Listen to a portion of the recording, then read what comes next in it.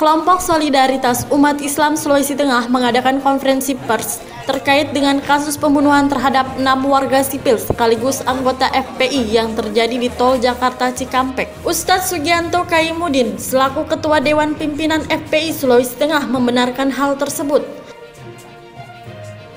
Tujuan dan maksud kami ke sini adalah melakukan konferensi pers terkait kejadian pada tanggal 7 Desember tahun 2020 di mana 6 Laskar Pembela Islam yang merupakan pengawal dari Imam Besar Al-Habib Muhammad Rizik Syihab ditembak, yang awalnya kita masih menduga bahwa itu adalah dilakukan oleh orang tidak dikenal, tetapi kemudian dengan terang benderang Polda Metro Jaya menjelaskan bahwa ke-6 orang itu telah syahid ditembak oleh timah peluru polisi. Dan sebab itu berkesinambungan kemudian ditahannya Imam Besar Al-Habib Muhammad Rizik Syihab yang kemudian diframing bahwa ditangkap dan seterusnya, padahal pada prinsipnya beliau datang sendiri ke Polda Metro Jaya untuk bertanggung jawab sebagai warga negara untuk diperiksa, yang sampai kemudian ditahan dengan hanya kasus kerumunan massa yang juga terjadi di mana-mana kerumunan ini.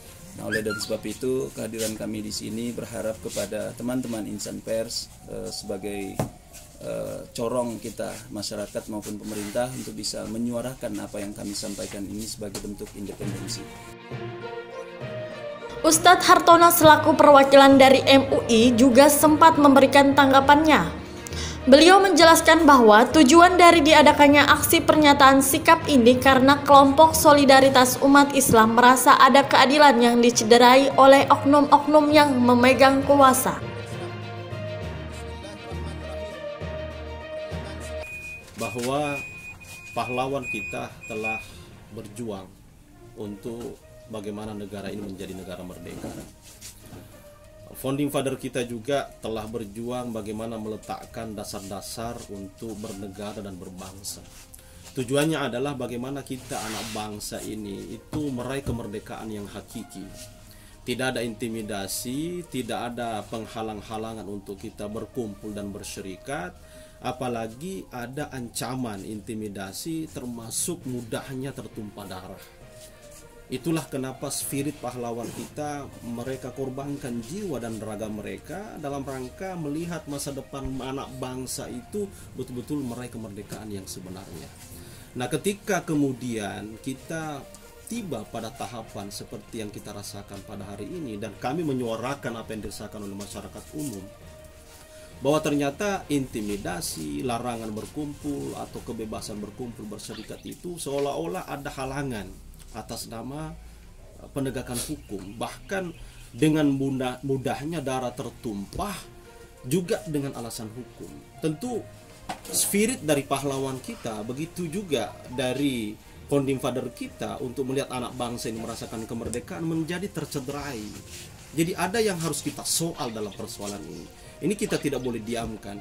Maka kami atas nama Solidaritas Umat Islam Sulawesi Tengah menyoal ini. Artinya ini tidak boleh dibiarkan. Anak bangsa kita harus ajak untuk sama-sama, tentu dengan jalur-jalur yang konstitusional, karena kita tidak ingin melahirkan keributan baru dalam persoalan ini. Tapi kami harus menjadi penyeimbang.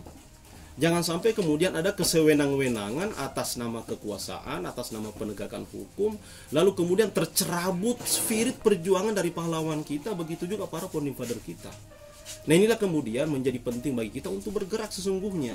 Kenapa teman-teman hari di sini mereka tidak digaji, tidak ada nasi bungkus yang dibagi-bagi di sini, dan betul-betul berdasarkan hati nurani bahwa ada keadilan atau ada rasa keadilan masyarakat yang tercederai, sehingga kita harus hadir dan kita kerjasama minta dengan senang hati, dengan penuh penghargaan kepada teman-teman pers untuk ikut menyuarakan ini, ya, dengan sebenar-benarnya sebagai tanggung jawab sebagai seorang jurnalis, ya, karena di situ tertulis jurnalis adalah pewarta, bukan pembawa petaka.